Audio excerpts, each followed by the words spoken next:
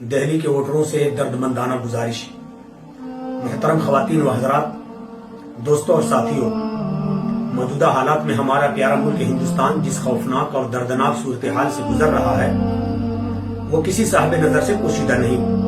RSS کے بطن سے پیدا ہونے والی BJP مرکزی حکومت پچھلے 6 سالوں سے ملک کے ماحول کو فرقہ وارانہ بنانے میں کوئی دقیقہ فروگزاشت نہیں کیا ہے۔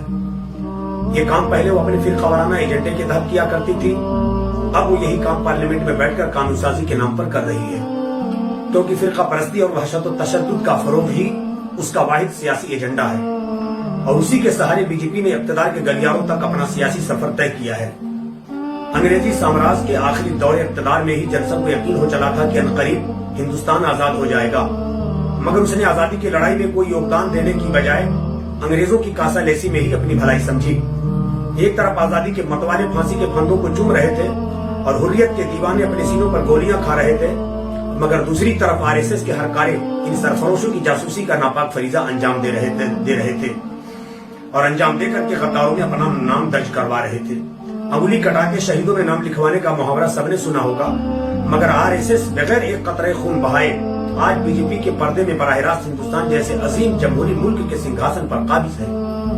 ملک کے جتنے اہم آئینی عہدے ہیں عملی طور پر ان سب پر RSS قابض ہے، اس کے مہرے ہر جگہ فٹ ہو چکے ہیں۔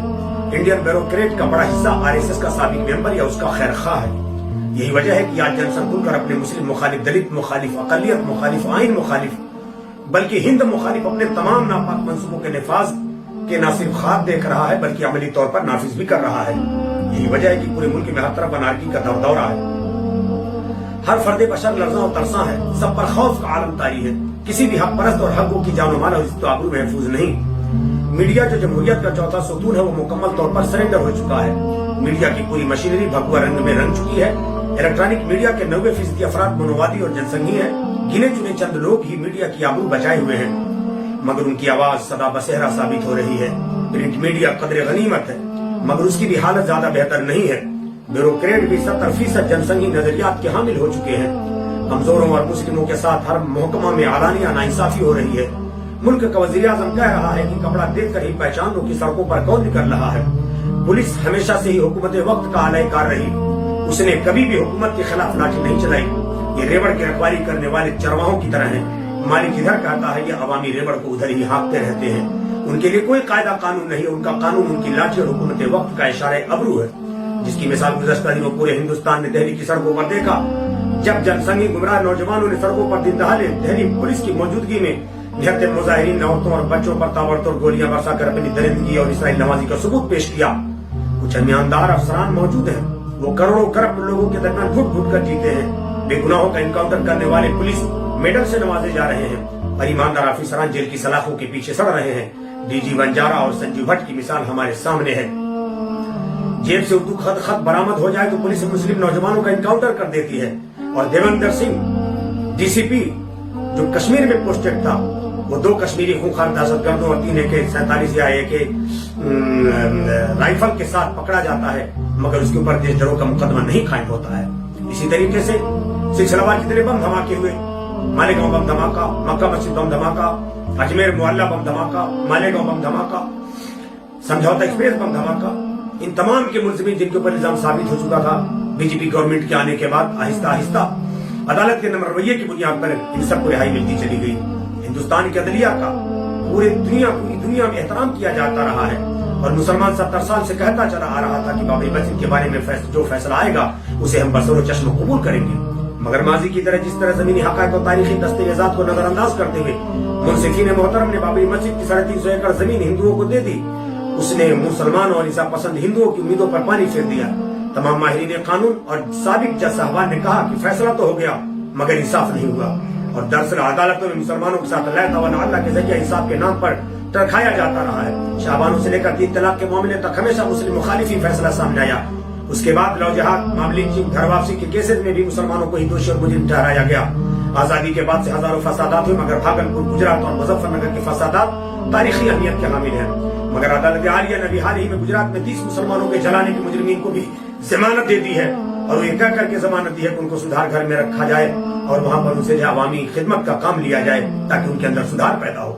मुजफ्फर नगर के मुजरिमीन से भी रफ्ता रफ्ता तमाम केसेस खत्म किए जा रहे हैं। माजी में जितने बम धमाके उनमें माखूज आरएसएस के खतरनाक मुजरिमीन को न सिर्फ बरी कर दिया गया, बल्कि बात को बीजेपी के टिकट पर पार्लियामेंट में इज्जत के साथ बिठा दिया गया है। प्यारे हिंदुस्तानियों, आपको याद होगा कभी हाल ही में अदालत आलिया के 4 सीनियर जजों ने अवाम की अदालत में आकर प्रेस कॉन्फ्रेंस करके इंसाफ को मुतालबा किया और कहा कि लोकतंत्र खतरे में है, उसे बचाने के लिए आप आगे आइए। जाहिर है कि जिस देश में मुंसिफी मजलूम हो जाए तो इंसाफ कौन देगा और किसको देगा? आवाज दो इंसाफ को, इंसाफ कहाँ है? अब ताजा तरीन एनआरसी, सीएए और एनपीआर का खून आशाम जमहूरियत शिकन और संविधान मुखालिफ मामला सबके सामने है, जो अजदहे की तरह मुखाड़े मुल्क के सामने खड़ा है। 135 करोड़ आवाम का जीना दुभर हो गया है। करोड़ों मुसलमानों और दलितों के हक के शरीयत पर तलवार लटक चुकी है। करोड़ों इंसानों को दोबारा गुलाम बनाने की तैयारी की जा चुकी है। पिछले 50 दिनों से लाखों हिंदू, मुसलमान, सिख, ईसाई दिसंबर जनवरी की ठिठुरती सर्दी में सड़कों पर मारे मारे फिर रहे हैं। इस बेमिसाल जालिमाना कानून के खिलाफ एहतजाज का आगाज जामिया मिलिया इस्लामिया सेंट्रल यूनिवर्सिटी से शुरू हुआ और अपने पीछे तबाही और बर्बादियों की एक सुर्ख दास्तान छोड़ते हुए शाहीन बाग से उसकी चिंगारी भड़की और देखते ही देखते पूरे मुल्क में उसके शोले भड़क उठे। आज तकरीबन छोटे बड़े 250 मकामात पर शदीद एहतजाज हो रहा है, जिसमें औरतें, बच्चे, बूढ़े, जवान और हर तबकात के लोग शामिल हैं। उस्ताद, तालिब इल्म, नौकर, मुलाजिम, वकील, जज, डॉक्टर, इंजीनियर, प्रोफेसर, लेक्चरर, ताजिर, दुकानदार, साइंटिस्ट, फिल्मी अदाकार, क्रिकेटर, हत्ता की समाज का तीसरा तबका भी हुकूमत के इस नाक़िबत अंदेशाना फैसले के खिलाफ सड़कों पर आ चुका है और हर जमहूरी तरीके से एहतजाज कर रहा है, मगर फासिस्ट हुकूमत के कानों पर जू तक नहीं रेंग रही है। वजीर दाखिला कह रहे हैं कि जितना चीखना और चिल्लाना, चिल्लाओ और चीखो, एहतजाज करो, हम एक कदम भी पीछे नहीं हटेंगे। और तुरफा तमाशा ये भी कहा कि एनआरसी पूरे देश में आकर रहेगी और इससे पहले एनपीआर बतौर तमहीद लाया जा रहा है, गोया कि ये मोहन भागवत के मुरतब करदा नए संविधान का प्रीएम्बल है। और दूसरी तरफ वजीर आजम दिल्ली में रामलीला मैदान में रैली से खिताब करते हुए कह रहे हैं कि ये झूठ है, ये झूठ है, ये झूठ है। अब मालूम नहीं दोनों में कौन झूठ बोल रहा है, वजीर दाखिला या वजीर आजम। नाज़रीन किराम, गौर फरमाएं, ऐसे रूह फरसा माहौल में अदालत आलिया ही उम्मीदों का आखिरी सहारा थी। चुनांचे इस काले कानून के खिलाफ रिकॉर्ड 147 अर्जियां सुप्रीम कोर्ट में इस उम्मीद के साथ दाखिल की गई थी कि 120 करोड़ आवाम की राहत का ख्याल करते हुए हमारी अदालत आलिया जरूरी जालिमाना कानून के खिलाफ तारीखी फैसला देकर के अपना नाम अपने इंसाफ की तारीख में दर्ज कराएगी। मगर यहाँ पर भी अवाम हिंद को मायूसी ही हाथ आई। अदालत आलिया ने जवाब दाखिल करने के लिए 4 हफ्तों का तवील वक्त भाजपा जैसी जालिम हुकूमत को दे दिया, जिससे अवाम की मंगों पर पानी फिर गया और लोग मायूस हो गए। माशी लिहाज से मुल्क मुकम्मल तौर पर मफलूज हो चुका है। पूरे देश में हाहाकार मची हुई है। ताजरान और सनतकार सड़कों पर उतर रहे हैं। खजाना खाली हो चुका है। मुल्क की जायदाद ही बल्कि 70 साल जमा पूंजी भी नीलाम हो रही है। एक के बाद दीगरे सारे कारोबारी सरकारी इदारे बिकते जा रहे हैं। माजी में जहाँ जहाँ कांग्रेस पार्टी हुकूमत ने खजाने जमा कर रखे थे, वहाँ से रकम निकाल करके भाजपा खसारे में चल रही, मगर अपनी चहेती कंपनियों में सरमाया लगाती जा रही है, जो इलेक्शन के जमाने में उसको मोटा चंदा देती है। पूरे देश में 6 साल में एक भी यूनिवर्सिटी नहीं बनी, मगर 550 करोड़ का भाजपा का हेडक्वार्टर बनकर नई दिल्ली में तैयार हो गया। और उसके अलावा मुल्क के तकरीबन 250 मकामात पर एक अंदाजे के मुताबिक उसने अपने नए हेडक्वार्टर्स बनाए हैं, जिसमें अरबों रुपया खर्च किया गया है और कौम और मिल्लत का पैसा पानी की तरह बहाया गया है। किसान सालाना 10,000 की शरह से खुदकुशी कर रहे हैं, जबकि नौजवान 13,000 सालाना की शरह से खुदकुशी कर रहे हैं। किसानों का कर्जा माफ नहीं किया गया और अपने कारोबारी दोस्तों का 3 लाख करोड़ का कर्जा माफ कर दिया गया। बैंक दिवालिया हो रहे हैं। आरबीआई को लूटने के बाद एलआईसी को लूटने की तैयारी है। रेलवे बिक चुका है और इंडिया क्या बारी है। मगर इससे बुरी और क्या बात होगी कि हुकूमत को खरीदार नहीं मिल रहा है, वरना ये सब कुछ बेचने की तैयारी में है। खबर ये भी है कि दिल्ली के इंटरनेशनल एयरपोर्ट भी 1400 करोड़ में बेचने की तैयारी है, जबकि उसकी जमीन की कीमत ही 125 लाख करोड़ के करीब है। हमारी जीडीपी फिलहाल हुकूमत के सर्वे के मुताबिक 4% है, जबकि बांग्लादेश जैसे मामूली और हमारे नमोक्रम पर पलने वाले देश की भी जीडीपी 8% से ज्यादा है। मुल्क 45 साल में बेरोजगारी के सबसे निचली सतह पर पहुंच चुका है। सालाना 2 करोड़ नौकरियां देने का वादा करके इख्तियार में आने वाली जनसंघ की सरकार अब तक 10 करोड़ नौकरियां खा चुकी है। मगर भाजपा की फिरका परस्त लीडरान कह रहे हैं कि देश के गद्दारों को, गोली मारो सालों को, पूरा मुल्क एहतजाज और मुजाहरों की आग में जल रहा है। मगर भाजपा कह रही है कि 8 तारीख को हिंदुस्तान पाकिस्तान का मुकाबला होगा। बहरहाल ये गूंगी बहरी और जनसंघी सरकार है, जिसे नूर जंगल से तय कर लिया है कि मुल्क की जितना चाहे चीखे चिल्लाए, उसकी किसी आवाज पर कान नहीं धरना है। इसीलिए हालात में कोई तब्दीली नहीं आ रही है। हुकूमत कतन अवाम की बात सुनने के लिए तैयार नहीं, क्योंकि हमारा वजीर आजम सिर्फ अपने मन की बात करता है, अवाम के मन की बात न सुनता है और न दिल की बात सुनता है। लिहाजा मुल्क को मिल्लत को इस वक्त सख्त खतरात लाहिक हैं। मुल्क का वकार ही नहीं बल्कि उसका आइन भी खतरा से दोचार है, क्योंकि CAA और NRC आइन मुखालिफ और मुल्क मुखालिफ है। ये काला कानून अवामी हिंद के जज्बात और एहसासात बल्कि उसकी तहजीब और सकाफत से मेल नहीं खाता। ये कानून मुल्क को एक तकसीम की राह पर ले जाने वाला है। ये कानून मुल्क के नाम पर कौम को बांटने वाला है, जिसकी न सिर्फ पूरे मुल्क में बल्कि आलमी सतह पर हिंदुस्तानी और गैर मुल्की कम्युनिटी सख्त विरोध कर रही है। इस इम्तियाजी कानून की वजह से हिंदुस्तान पूरी दुनिया में बदनाम हो रहा है। वो प्यारा मुल्क जो गंगा जमनी तहजीब और हिंदू मुस्लिम एकता की मिसाल था, अब इम्तियाज और नफरत का सौदागर कहला रहा है। नए बजट ने रही सही उम्मीदों पर पानी फेर दिया है। खून पसीने की कमाई हुई हिंदुस्तानी अवाम की 4.5 लाख करोड़ रुपए की दौलत शेयर बाजार में डूब गई। मगर भाजपा कह रही है कि अगर हम हुकूमत में आ गए तो पूरी दिल्ली में सरकारी जमीन पर बनी एक भी मस्जिद को 11 तारीख के बाद बाकी नहीं छोड़ेंगे। इस तेजी के साथ मुल्क का खजाना और जायदाद खाली हो रहा है, उससे खतरा पैदा हो गया कि बहुत जल्द मुल्क दिवालिया हो सकता है। भाजपा हुकूमत इस वक्त एक मस्त बल्कि पागल हाथी की सी है, जो हर चीज को रौंदता चला जाता है। उस वक्त तक होश में नहीं आता जब तक उसको गर्म सलाख से दागा नहीं जाता, और वो गर्म सलाख बाबा भीमराव अम्बेडकर का संविधान है, जो हमें एक बाइज़्ज़त हिंदुस्तानी की हैसियत से वोट का हक देता है।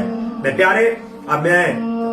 अपने प्यारे मुल्क हिंदुस्तान के तमाम शहरियों से गुजारिश करता हूँ कि 8 फरवरी को इत्तेहाद इत्तेहादी के साथ जात पात से ऊपर उठकर हिंदुस्तान की सेकुलरिज्म और शान की बका और तहफ़्फ़ुज़ के लिए अपने हक राजदही का इस्तेमाल करें। फासिस्ट और नाज़ी ताकतों का किला कमा करें। ये पार्टी वोट देने का वक्त नहीं है, ये देश को बचाने का वक्त है। महात्मा गांधी, अबुल कलाम आजाद, राम प्रसाद बिस्मिल, डॉक्टर भीमराव अम्बेडकर, भगत सिंह, अशफाकुल्लाह खान शहीद, मौलाना फजल खैराबादी, मुफ्ती किफायतुल्लाह अली काफी, मौलाना तहमद काकोरी, मौलाना मुफ्ती सदरुल्लाह फाजिल नेमुद्दीन मुरादाबादी की रूहें तुम्हें आवाज दे रही हैं कि तहरीर वालों गौर से देखो, तहरीर के दोनों दीवार पर हमारे खून के छींटे तुम्हें आज भी दिखाई देंगे। हमने अपनी जान की आहुति इसलिए नहीं दी थी कि हिटलर की औलादें हिंदुस्तान की मानवता और मर्यादा का जनाजा निकालें और तुम नामर्दों की तरह खड़े होकर के तमाशा देखते रहो। तो शेरों की तरह आगे बढ़ो और देश द्रोही फिरका परस्त ताकतों के खेल उखाड़ कर फेंक दो। प्यारे देशवासियों, अब वक्त आ गया कि फिरका परस्त ताकतों को सबक सिखाने के लिए और अपने पूर्वजों के ख्वाबों की तकमील के लिए अपने वोट को मुजाहिदीन आजादी की बंदूक की गोली तरह इस्तेमाल करें और अपने हर वोट से एक एक फिरका परस्त का खात्मा करें। आइया करें हम एक आजाद और खुशहाल भारत की तामीर के लिए अपना कीमती और बर्बाद नहीं होने देंगे, बल्कि मजबूत, ताकतवर, सेकुलर और गंगा जमनी तहरीक के हामिल उम्मीदवार को फतह करके सच्चे हिंदुस्तानी का सबूत पेश करेंगे। हिंदुस्तान जिंदाबाद। पैगाम मोहब्बत पाइंदाबाद। अलारिफ मकबूल अहमद सालिक मिसबाही, कौमी chairman all India Muslim intellectual forum, Madanpur Khadar extension, Sarita Vihar, Nai Delhi. Pin code number 110067।